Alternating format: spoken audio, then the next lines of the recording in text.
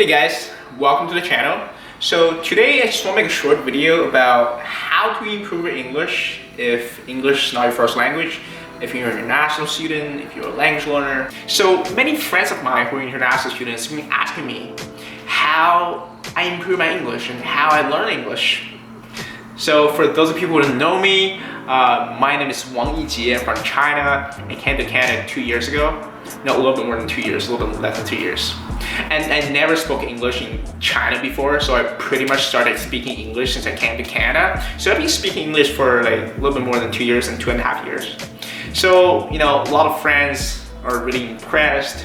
Say, wow, you've been here for like only 2 years, but you're speaking really fluent English. So today I just want to share some really powerful tips to show you how do you improve your English at much faster pace. So first one, you know what it is, listening.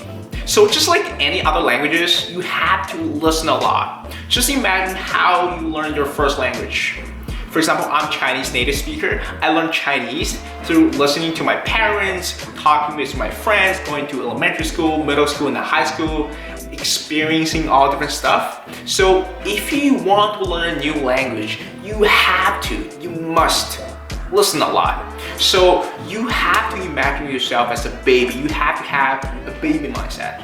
Just imagine yourself, I'm a baby, I don't know anything. I have to, baby doesn't know anything. So if you want to learn a new language, just like a native, you have to forget about your first language. You have to just temporarily forget about everything you learned before, all those like preset language information, get rid of them all. And you have to learn from scratch. So listening, you have to listen audio, all sorts of audio, just like a baby. So the first one, also is my favorite, podcast. Podcasts are extremely powerful. So one of the benefits of listening to podcasts is not only giving you those like language information and vocabularies and grammars, also it teaches you a lot of knowledge. So there are many sources of podcasts. There are podcasts about history, about different cultures, about news, about politics, about sciences, even programming, about like productivity. There are all sorts of stuff. So you can get yourself educated. My second recommendation is audiobook. So audiobooks nowadays are pretty common. Audible from Amazon, and people nowadays like reading books through listening, and pretty much you can read a lot of books through listening. But personally, I don't really listen to audiobooks a lot, not because they're not good, they're awesome. The reason I don't listen to them a lot because I feel like the voices, the audio quality, or the people who do the voiceover, it's not really natural. It's more like, monotone. It's like robotic voices. I prefer to listening to like conversational, like more colloquial, like natural audios, like podcasts or radio. But they're awesome. It's definitely best way to get yourself educated. It doesn't cost you much time because you just have to put your earphones on. My third recommendation for audio is radio. So listening to radio is really powerful. Not only you can learn a language, also you can get to know the cultures, the local weathers, local traffic, local news, local musics. So you can get to know the culture better if you listen to radio at a daily basis. I remember when I was in Montreal, like the first thing I woke up every day was turning on the radio. I remember I was listening CBC Radio 1, Toronto. Listening to radio also can give you a lot of conversation starters. You pretty much know what's going on locally. So when you talk to native speakers, you can have a lot of common topics or what's going on about politics or about some news or traffic information. So definitely listen to radio. So we definitely can't forget about TV shows. So TV shows are the most powerful tool to learn about everyday English, the conversational English. What really sets TV shows apart from other sorts of videos or audio is they're closer to the real world situation. They're closer to like how people actually talk to each other in real life. Because sometimes like audiobook can be really formal because it's directly from the books. And sometimes movies can be like overly dramatic, but TV shows are fairly authentic. So my last recommendation about audio is YouTube videos. So YouTube videos help me a lot. I feel like I learned most of my English through watching YouTube videos. I remember I first came across YouTube videos 2 years ago because, you know, in China, YouTube is banned. I never really watched YouTube videos before, but since I came to Canada, I started watching YouTube videos like crazy, and now I'm making YouTube videos. YouTube videos is not only about language, it's more about like lifestyle, because like you have to incorporate your language learning into your lifestyle. You have to fully immerse yourself to the culture. For example, you get your information through English, you read through English, you read news through English, you entertain yourself through English.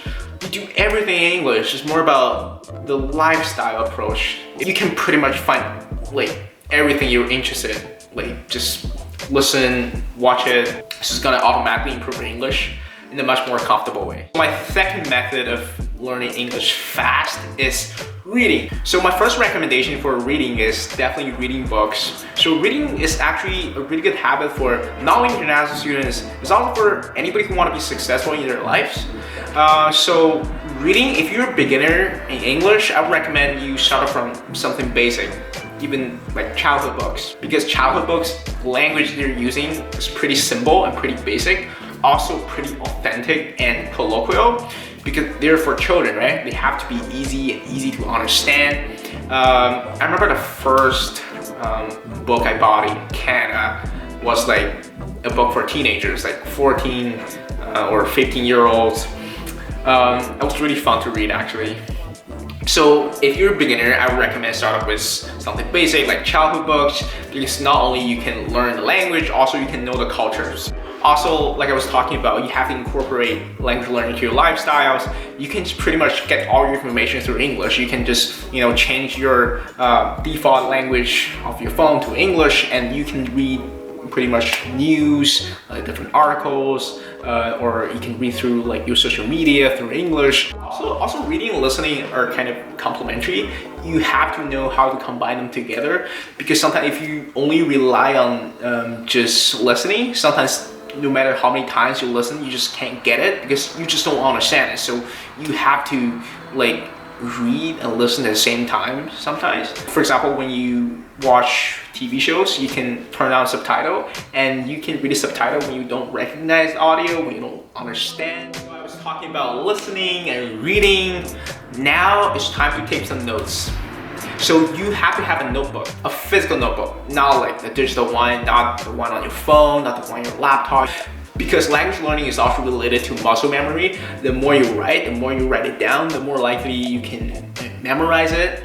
So be sure to get a notebook and just copy down all those phrases like slangs and eating expressions that you don't recognize from the things you listen, from the things you read, and be sure to review it on a daily basis. It's gonna help you a lot. Also, the timing is super important. So you have to make sure you perfectly seize the first few months in foreign country. For example, you just arrived in the United States, in Canada. The first few months, you have to fully utilize it. Don't waste it. You know, you have to use the first few months to practice your language, to level up your language skill.